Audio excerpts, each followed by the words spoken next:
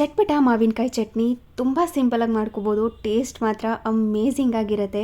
ಈ ಮಾವಿನಕಾಯಿ ಸೀಸನಲ್ಲಂತೂ ಪಕ್ಕ ಟ್ರೈ ಮಾಡಲೇಬೇಕು. ಯಾವ ಮಾವಿನಕಾಯಿ ಆದ್ರೂ ಪರವಾಗಿಲ್ಲ. ನಾನಿಲ್ಲಿ ಈ ಥರ ಮಾವಿನಕಾಯಿನ ತೊಗೊಂಡಿದ್ದೀನಿ. ಅರ್ಧದಷ್ಟು ಕಟ್ ಮಾಡ್ಕೊಂಡಿದ್ದೀನಿ. ಇವಾಗ ಒಂದು ಪ್ಯಾನ ಬಿಸಿ ಮಾಡಲಿಕ್ಕೆ ಇಟ್ಕೊಂಡು ಸ್ವಲ್ಪ ಎಣ್ಣೆನ ಹಾಕಿ ಮಾವಿನಕಾಯಿನ ಈ ಥರ ಕಟ್ ಮಾಡಿ ಸೇರಿಸಿ 2 ಹುಳಿ ಟೊಮ್ಯಾಟೊನ ಅರ್ಧಕ್ಕೆ ಕಟ್ ಮಾಡಿ ವಿಡಿಯೋದಲ್ಲಿ ತೋರಿಸಿರೋ ಥರ ಎಣ್ಣೆನಲ್ಲಿ ಹಾಕಿ ನಂತರ ಸ್ವಲ್ಪ ಬೆಳ್ಳುಳ್ಳಿ ಎಷ್ಟನ್ನ ಸೇರಿಸಿ 7 ರಿಂದ 8 ನಿಮಿಷಗಳ ಕಾಲ ಇದನ್ನು ಫ್ರೈ ಮಾಡ್ಕೋಬೇಕು. ಕಂಪ್ಲೀಟಾಗಿ ಕೂಲ್ ಆದಮೇಲೆ ಇದ್ರ ಮೇಲಿರುವಂಥ ಸಿಪ್ಪೆನ ತೆಗೆದು ಇದನ್ನು ಗ್ರೈಂಡ್ ಮಾಡ್ಕೋಬೇಕು. ಇವಾಗ ಸಿಪ್ಪೆ ತೆಗೆದಿಟ್ಕೊಂಡಿರುವಂಥ ಟೊಮ್ಯಾಟೊ ಹಾಗೆ ಮಾವಿನಕಾಯಿ ಪಲ್ಪ್ನ ಇದರೊಳಗಡೆ ಸೇರಿಸ್ಕೊಂಡು ಆಲ್ರೆಡಿ ಫ್ರೈ ಮಾಡಿ ಇಟ್ಕೊಂಡಿರುವಂಥ ಬೆಳ್ಳುಳ್ಳಿ, ಹಸಿಮೆಣಸಿನಕಾಯಿ, ಪುದೀನ ಸೊಪ್ಪು, ಕೊತ್ತಂಬರಿ ಸೊಪ್ಪು, ಸ್ವಲ್ಪ ಈರುಳ್ಳಿ, ಜೀರಿಗೆ ಪುಡಿ, ಅಚ್ಕಾರದ ಪುಡಿ, ಧನಿಯಾ ಪುಡಿನ ಹಾಕಿ ರುಚಿಗೆ ತಕ್ಕಷ್ಟು ಉಪ್ಪನ್ನ ಸೇರಿಸಿ ಇದನ್ನು ತರಿತರಿಯಾಗಿ ಗ್ರೈಂಡ್ ಮಾಡ್ಕೊಂಡ್ರೆ ಚಟ್ಪಟ ಮಾವಿನಕಾಯಿ ಚಟ್ನಿ ರೆಡಿಯಾಗಿರುತ್ತೆ. ಇದು ಇಡ್ಲಿ, ದೋಸೆ, ಚಪಾತಿ, ರೈಸ್ ಯಾವುದಾದ್ರೂ ಸ್ನ್ಯಾಕ್ಸ್ಗೂ ಕೂಡ ಪರ್ಫೆಕ್ಟ್ ಸೈಡ್ ಡಿಶ್ ಇದು.